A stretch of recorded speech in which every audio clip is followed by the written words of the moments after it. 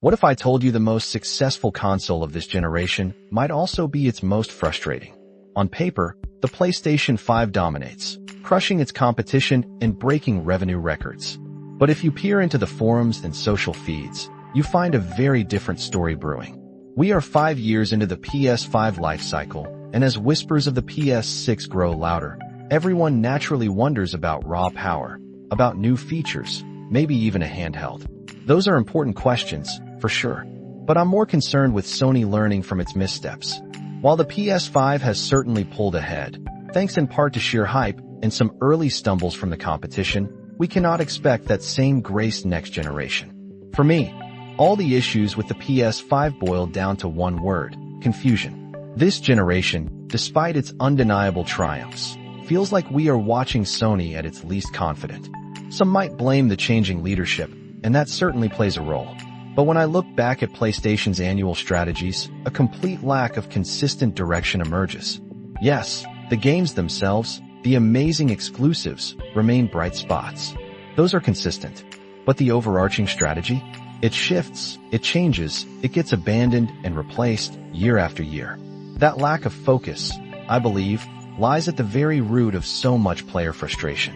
You hear it in various complaints: a perceived lack of exclusives, an over-reliance on live service games, a dearth of new IP, or even just Sony's general silence. Yet, they all stem from this larger, wavering commitment. PlayStation has started, then reversed course, on so many initiatives that you almost do not know what to trust anymore. And when you factor in the incredible development times for the blockbuster games we expect from PlayStation Studios, any investment that goes unfinished sends ripple effects through the core business. We are not saying PlayStation should not experiment. We just wish they would pick a direction and truly commit. Consider PlayStation VR. The original PSVR was an interesting, if somewhat clunky, experiment for Sony. It offered an early, affordable entry into VR for console gamers.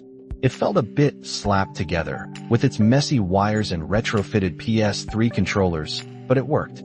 It even outsold its competitors at the time, building a passionate audience and showing real potential. So, announcing PSVR 2 was not a huge shock, but it was not a certainty either. Once we saw it, though, we assumed Sony was finally doubling down, committing to VR as a core pillar of its gaming business. The headset itself still stands as incredibly powerful. It manages its single cord well and offers all the convenience you would want from a console VR experience. It even launched with a Horizon spin-off, a big first-party title. And then, well, almost nothing from PlayStation itself. Third-party support has been there, yes, and we appreciate those games. But many of us who paid $550 for that headset, expecting more AAA blockbusters from PlayStation's own studios, feel like we are left holding the bag. It is like buying a ticket for a grand journey, only for the train to stop at the first station. PSVR 2 at least saw the light of day. We cannot even say that for PlayStation's mobile initiative. It is easy to forget that PlayStation launched an entire mobile division, even acquiring Savage Studios.